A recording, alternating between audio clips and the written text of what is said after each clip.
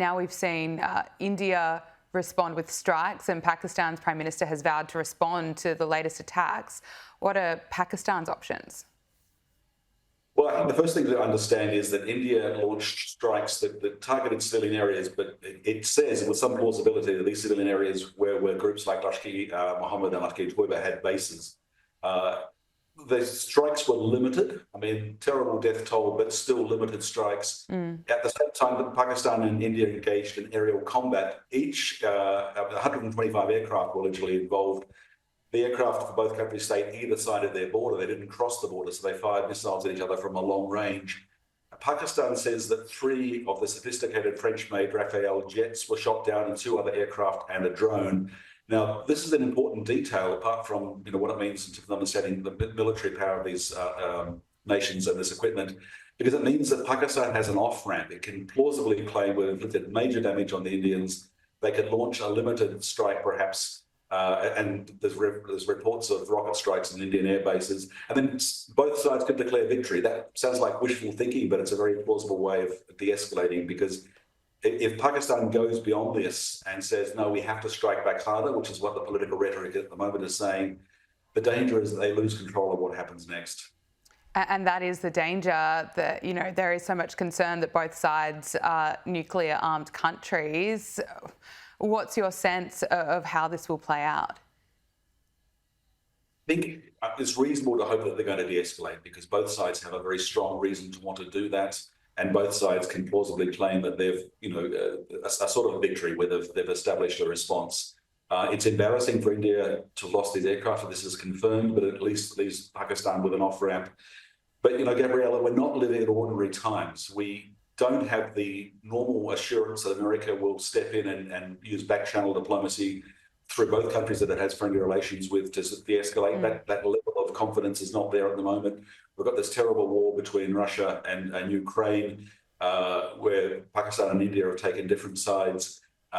There's a real sense of uncertainty in global affairs at the moment. So, had this occurred several years ago, we'd be very concerned. It's even more concerning that it's happening now in May of 2025, when the world is in such disarray.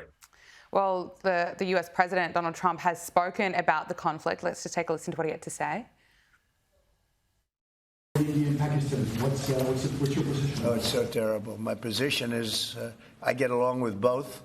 I know both very well, and I want to see them work it out. I want to see them stop. And hopefully they can stop now. They've gone tit for tat, so hopefully they can stop now. But I know both. We get along with both the countries very well, good relationships with both, and I want to see it stop. And if I can do anything to help, I will be there. US officials say that they've been in touch with both sides and they're urging the countries to work towards a responsible resolution. I suppose, are you surprised to see the US take more of a hands-off approach here? Yeah, it's very disturbing, Gabriella. I mean, what President Trump said, of course, is good sentiment, but, the president gets a daily presidential brief. He'd said before that, those comments, that he just, heard this news coming into the Oval. It doesn't suggest a president in the mold of Ronald Reagan or George Bush fully in charge. Having said that, the response from the US administration officials, Pentagon officials, suggests that more work's been done behind the scenes, as you would expect. But this echoes this point that we are in uncertain times. That normal confidence we have in America making the right choices isn't there at the moment.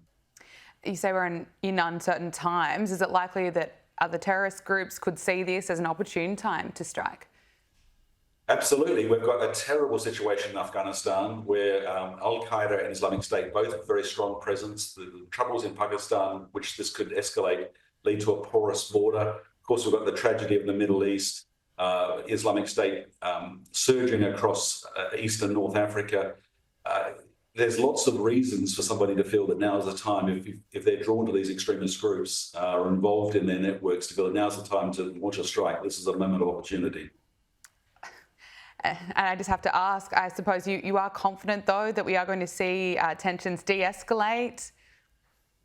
No, I'm not confident. I'm hopeful, and I lean towards being more optimistic than not. But we could see a regional war, as we saw, at least a very limited war, as in 1999, still 1,000 lives lost. But we could see something spiral downwards from that and become very much worse very quickly. Professor Greg Barton, Deakin University Global Islamic Politics Chair. Really appreciate you making the time to speak to us here on Power Hour. Thank you. Thank you very much.